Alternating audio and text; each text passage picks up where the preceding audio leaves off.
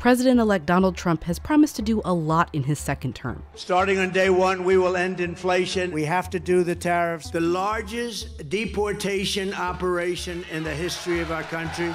But not all of Trump's policy goals are doable by the president alone. Some are, like, it will be my great honor to pardon the peaceful January 6 protesters. But some are not. We will have no tax on tips, no tax on overtime, and no tax on Social Security benefits for our seniors. Here's what Trump can and can't do as president in his second term. Let's start with Trump's biggest plan, immigration.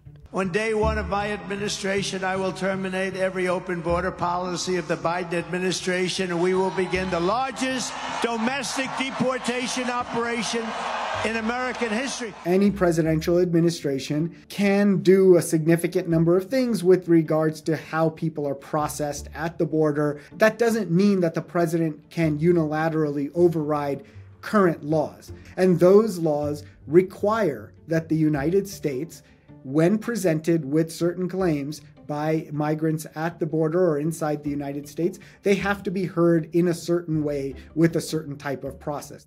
Trump hasn't outlined a plan yet, but the president controls immigration enforcement and can decide who they prioritize to deport.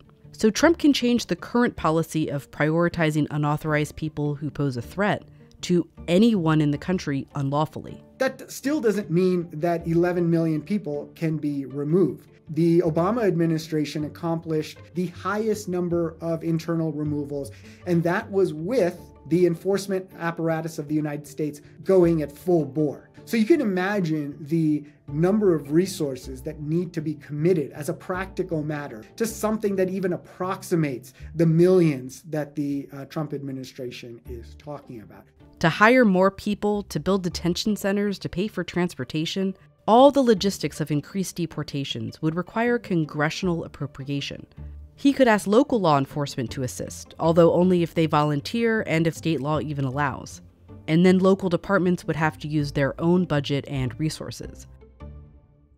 Trump has also floated the idea of using the military. The United States military is forbidden by statute from engaging in domestic law enforcement. And there's not really any good way for presidents to get around that. So the president can say there's a national emergency and it doesn't matter. It doesn't change the fact that he can't use federal troops to enforce law.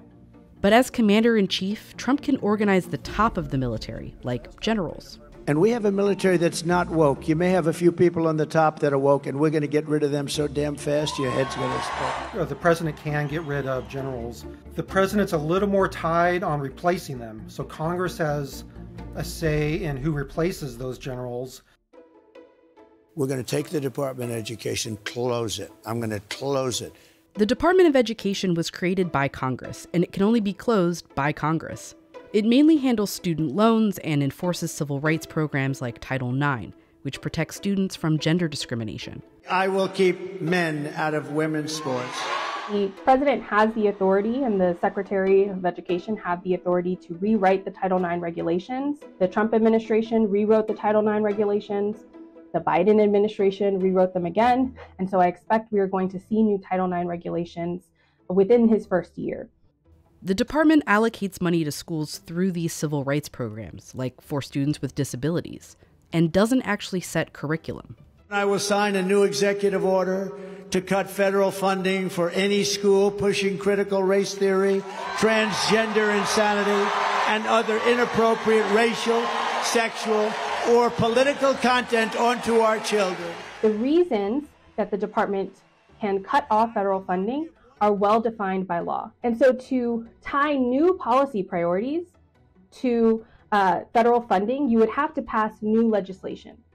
It's important to underscore that if they were to do that, it would represent a sort of very significant deviation from a long-held principle that the federal government should not have a say over curriculum. Starting on day one, I will approve new drilling, new pipelines, new refineries, new power plants, new reactors, and we will slash the red tape. All he can do is tell EPA to reconsider those rules, and then it will go through what's likely to be a multi-year process. For example, in his first term, Trump directed the EPA to revise or withdraw the Clean Power Plan, It wasn't repealed for more than 2 years. We will drill, baby, drill. And I'm going to cut your energy prices in half within 12 months. Trump does have the authority to direct departments like the Interior to allow for more drilling. But not only do those plans have to go through the same long process, it's a private industry that drills and sets the price of oil. And of course, even if he approves it, that doesn't mean industry is going to think it's, economically viable for them. I can make anybody do anything through the use of tariffs. And the president has the right to impose the tariffs. The Constitution gives the power of setting tariffs to Congress, but in the 70s, they gave power to the president to set tariffs for specific retaliatory or emergency reasons. It was never probably contemplated to be against an entire country, but it could be. Trump wants to put tariffs on China and Mexico. Every damn thing that they sell into the United States is going to have like a 25% tariff until they stop drugs from coming in. As a retaliatory move, he has that authority delegated to him by the Congress.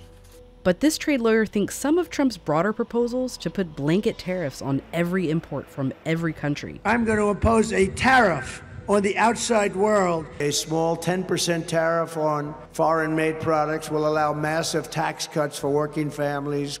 Would see some legal challenges. If he doesn't explain it, he doesn't declare an emergency, he just says, well, I'd like to see tariffs today of 20% on all countries, all goods. I think the court would say, no, under the Constitution, that is in fact given to the Congress of the United States. You can't do it. For most of Trump's objectives for a second term, there are limitations, checks and balances within the process or directly from Congress. But most experts believe he'll follow a similar playbook as his first term, implement the policy first and have the courts decide the legality of it later. And just go ahead and do things and not worry much about whether they're legal. I think the bet that the Trump administration is making is that eventually their views will be vindicated by perhaps a Supreme Court that is friendly to their views. The attempted efforts by Trump to promote his policy agenda through the power of the executive, I think, remains to be seen.